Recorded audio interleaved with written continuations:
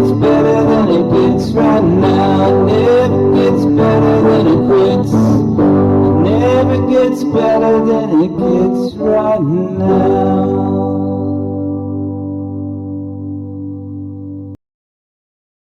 Good evening! Thank you for watching Tweed Up, where we take video games, music, movies, and more way too seriously. And today we're talking about Ring of Red. Woo! A strategy RPG released in the year 2000 for the PlayStation 2, published by Konami. He's set in an alternate history, World War II. 1960s, yeah. Post-World War II, in which things turned out a little differently. The war in Europe ended very similarly to what they did in our universe, but the war in Japan continued. It has to do with Operation Downfall, which is the Allies' planned invasion of Japan. And in the world of Ring of Red, Japan did not surrender. Yeah, they did not capitulate, and Operation Downfall took place, which would have been in the real world. The plan would have been the largest amphibious operation in history, like larger than D-Day. Mm-hmm. But thankfully, it never happened. But in the world of Ring of Red, it did. And not just the Americans invading either. Yeah. The Soviets also invade Japan and take over Hokkaido and the northern half of Japan. Which leads to a divided Japan, similar to what you see in Korea and East and West Germany. For those of you who are too young to remember, once upon a time Germany was two parts. Thank goodness they're not. But yeah, really, if you're into alternate history or just a really good story, this one has a lot of lore and is surprisingly deep. Yeah. There's mechs.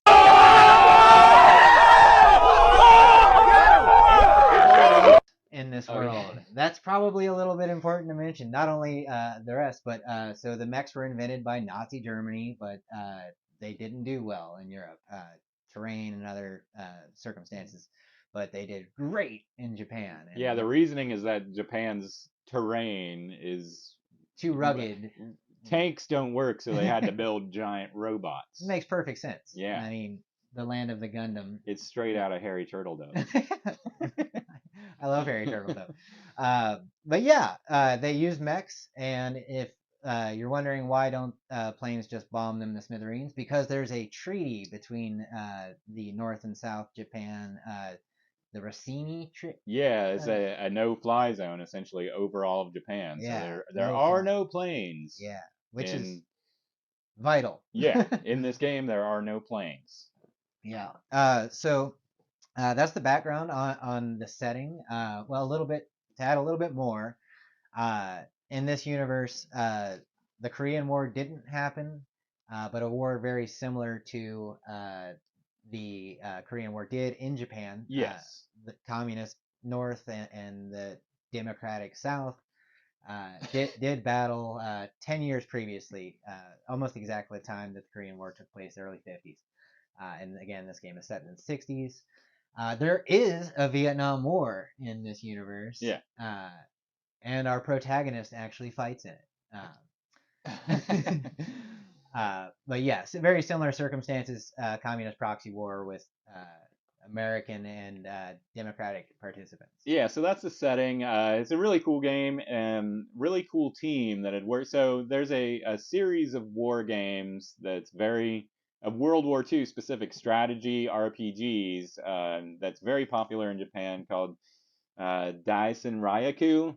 I may be pronouncing that wrong, but it's a long-running World War II series where you get to play as, Imperial Japan, and you get most of the games you can choose which you can be the United States, you can be Germany, you can be different factions, and the majority of the team that worked on this game worked on a game called Iron Storm. Amazing game for the Sega Saturn. Yeah, it came out in '95. Matt Romes, I see you. Which came out in '95 for the Saturn. So the director of this game, Masahiro Hinami, worked on that game. A lot of the rest of the team, and a lot of the designers, a lot of the artists also worked on that game and have worked on other Daisen Ryaku games as well. But Masahiro Hinami worked on Iron Storm, and then Ring of Red was his next game, and then Metal Gear Solid 2, Substance, Wait a and minute, many of the what? other Metal Gear games this What? team has worked on. One of right here, in my opinion, top 5 game of all time. Metal Gear Solid Ooh. 4. I'm Book it. saying it. I'm Wow. saying it. I know Top 5. people don't agree with that, but 4 is my favorite. So, Wow.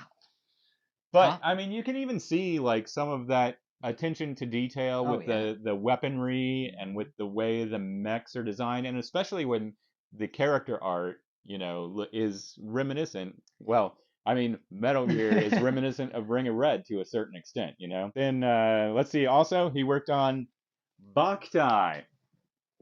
Boktai. Boktai. This is a game for the Game Boy Advance where you go around fighting vampires and you actually had to go outside and there's little sun sensors. What? There's like solar sensors. See those little dots in there? There's solar sensors that power up your weapons to fight vampires. So you actually had to go outside Can to I play game that that with video game. a really bright light?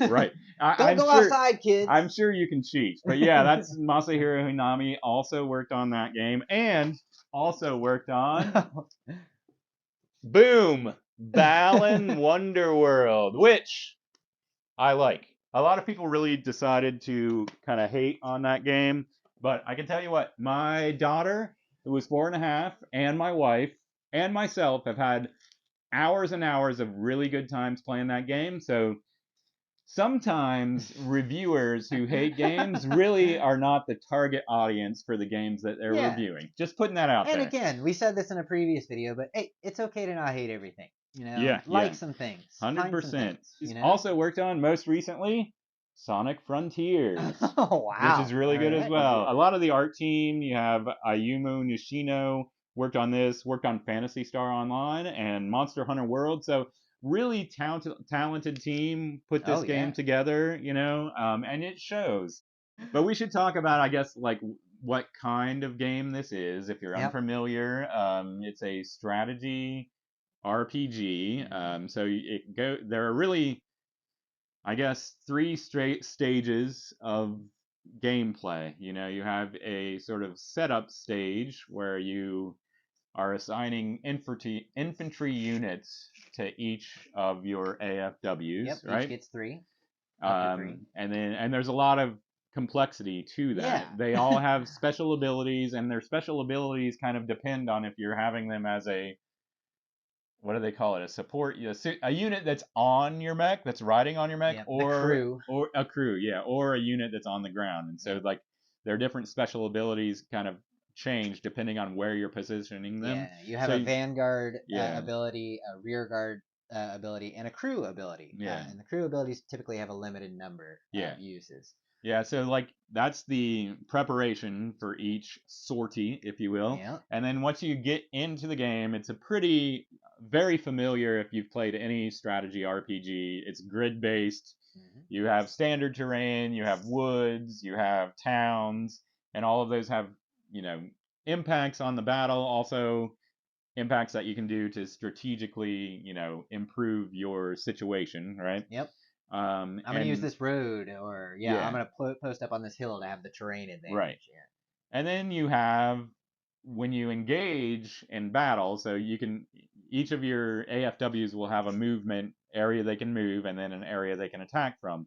Once you initiate attack, it goes into a real-time combat sequence, which really separates it, I think, and really makes that this is what makes it shine. It's really what I like compared to Iron Storm, which I also Yeah, think is an amazing yeah. game. But having this level of control, and we're always going to talk about it, but boy, it's really exciting. Real time combat. Yeah, so it's a real time. You're kind of looking. It's sort of like looking through almost a gun sight. well, the gun you're talking sight's a about when you're. time, but it's like an over the shoulder of your mech, Yeah. kind of, and you see the other mech, and you can advance, you can go back, you can stay in one place, and there's lots of things. It's so deceptively simple. Yeah, when you first start playing the game, it seems really simple. You think, oh, I'm just gonna walk forward and shoot a couple times, and then when you get close enough, you can do a close quarters combat, which is you run forward and will punch, which ends the real Yeah, time that somehow combat ends the battle. all the Everything's time, over. which is kind of strange, but actually really useful when you're like It low is. on health. You're like, oh, I'm I'm gonna just get gonna one run last up and shot. punch. Yeah. I'm gonna cold cock this guy and run away. But so those are the three sort of like gameplay elements to the game. I mean, the story is all told in, I would say, more like a visual novel Very much style. so. The character models are straight out of a manga. Yeah. And like it's all Well told done. it's all told in between missions. Like Yeah. there's not too much There's there is no dialogue. cinematic. Well, There's dialogue during missions, but the Yeah. majority of it is either at the very end of a mission or in the sort of like prep stage when Yeah. they're talking to you about the next mission. You're not solely dependent upon the dialogue to tell the story, although they do a great job of it. They also have these cutscenes in between battles and at the beginning, where that show black and white footage, real, footage from old wars that have, mechs. They put AFWs in there, and it Yeah. looks really It cool. looks great. Yeah. Another thing that we want to talk about is the music in this game, Neil. Oh yeah, the music's fantastic. I mean, there's not a huge amount of variety in the score, but like I never get tired of it.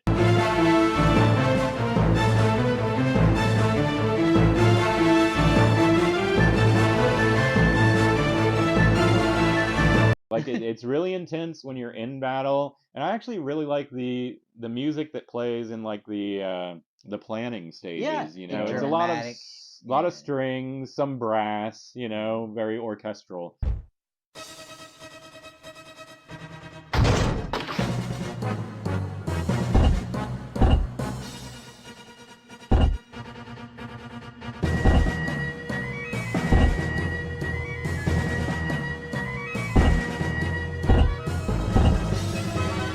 Very military. It works really, really well and fits with the whole sort of, like we were saying earlier, the analog vibe of the world. The music is really, really, I think, a high point of this game. Which is important because these battles they're can very last long. a while.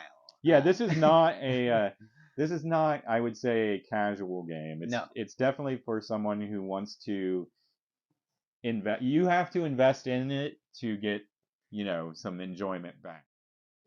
Another thing we should talk about is like your infantry and the different soldiers that you have with you and their special abilities. Like we were mentioning earlier, they have different special abilities depending on if they're like on the ground, if they're forward in the vanguard, if they're on your mech, your AFW.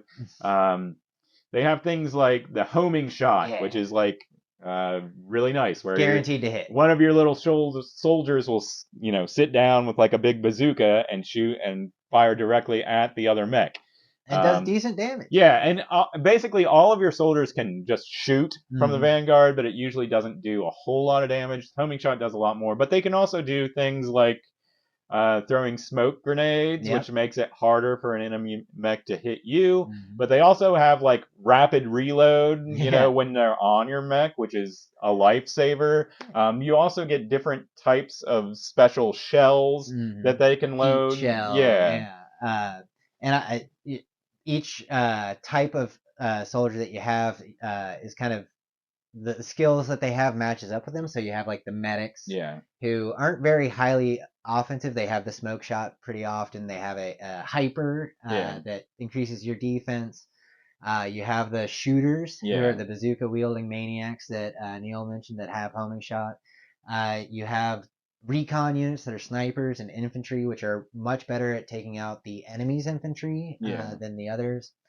You have like supply. There's a wide variety of infantry types, both for you and for the opponents. Oh yeah, range makes a huge difference in this game, and if you can control the opponent's ability to move using this wire, which is a bolo that wraps with their legs, it really gives you a very strong advantage. And that's what you're doing when you're waiting for when you're waiting for the cha-ching. You're moving your infantry around and you're letting their abilities recharge. They're doing their special abilities. So there's actually, especially once you get to like, I mean, it doesn't take very long. When you get to like the third mission or something, like by the time you start getting towns, you have too many things to keep track of. It's very engaging from a it's about every 20 seconds you get to shoot or so. Yeah, and it's you're on a you got to think. You're on the clock all the time because you don't know? want your guys to be left in the vanguard without abilities while you're aiming down the sight for 10 Yeah, seconds. and you can move your guys maybe you back and move them forward and stuff, Yeah. and it's and so the strategy of placing your infantry before you go on a sortie is really, really important. Yeah. And then once you're in Got to use them properly. fight, you have to use them properly. So and they can be killed off. And once they hit 0 on that head count, they're gone forever. So that really increases the complexity from the strategy, approach for to sure. the game. And each of the main characters, the playable characters, has a special ability also. Oh, yeah. It might be a close quarter combat. They can, from any range, they can go up and punch somebody, which is pretty handy. John has an emergency load, so he can always be ready to fire another shot. Really nice at the very beginning of battles and the very end. Yeah. Get that extra cheap shot in. Right. So I think it has all the depth that you would expect from something like, Iron Storm or Dyson Ryako or any of the other more straight up, strategy RPGs that don't have the sort of real time element. Yeah. It's just as complex as those. The infantry would probably be analogous to like a weapon or a spell, equipping something like that. But it's really not that bad. It's what you make out of it. But the characters and experience, leveling and everything, you get experience for participating in combat. You get more experience for winning combat. But the leveling is all done automatic. People talked about this game as an early PS2 game and kind of criticized the graphics for being kind of early PS2. Which is wrong. Yeah, but going back to it, I find it really appealing, Yeah. I find the models are simple. Yeah. Not a high polygon count or anything Right. like that. But they do the job, and they do 100%. it quite adequately. And the talent of the team really comes through. While, okay, it's not 4K graphics, the variance between the various mech designs, the character designs, even there's the AFWs. Yeah, the AFWs. The mechs are called AFWs in this game. Armored Fighting I Forgets. Yeah. They're mechs. But yeah, they're all varied and they look great on the screen. They look real. Like they look what a 1960s mech. A giant robot built in the 1960s might possibly look like. And then you have like some of the character models for the human soldiers that are like running alongside your mech, which is one of the most interesting parts of the game. Oh yeah. Like they look, I guess, early PS2 or even like PS1, but like there's something really appealing to me about the way that they look and the way that they move, the way they animate character. Yeah, mannerisms. The way they animate is very kind of robotic in a way, but I really like it. You know what I mean? To your point, when you start up your mechs and they make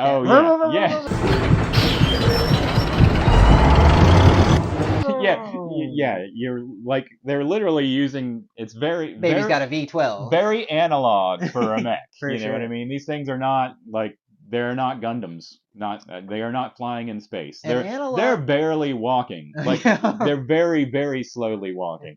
And analog's a great word for the most whole of this vibe, game. Like the menus, which are very well done, but they look like flipping through pages of a dossier. Analog. When you're in battle, firing your primary weapon, or just actually anytime you're in battle, you have your gauge, your loading gauge. Dude, the best sound in any video game is when you have to wait in this game for your shell to get loaded, and it makes this cha-ching, when it gets full, and like that's. When you hear that noise, it's the best. Yeah, it's the best. It's the definition of like the Pavlov dog thing. You know what I mean? Satisfying. I can shoot now. And you watch that gauge go, oh yeah. But this is a game that came out 23 years ago. And I think that you and I both played it at the time. I have not played it since, but it's one that we have talked about for 20 years, and it's wonderful to share it with you. And it holds up. It really does. Especially strategy RPGs on the PlayStation 2, it might be the best. For sure. Kessen? I mean, there are other options. Ring Red is better than Kessen. But it's really good. Hey. Kessen's awesome. Good. Kessen 2 is good too. Kessen 2 is awesome. Yeah. But Ring of Red, if you haven't played it and you got a PS2 sitting around, highly recommend it. I really wish that Sony would take a page out of game or Xbox's book, do a Game Pass, or even Nintendo with the Switch with the classic games. Like, there's so many PS2 games that I would pay $10 for. Yeah, Like, or I mean, Konami could do Yeah. a re-release of a bunch of its older catalog. right? You know, If you're willing to spend 30 minutes to 2 hours, having a really good time and just being really excited, this game's for you. Track it down, play it. Promise you'll like it if you're into that kind of game. all right. Thanks for watching Tweed Up. Peace out. Peace out. But take my advice, don't take my advice. It's selfishness that motivates my actions. Captain Depression.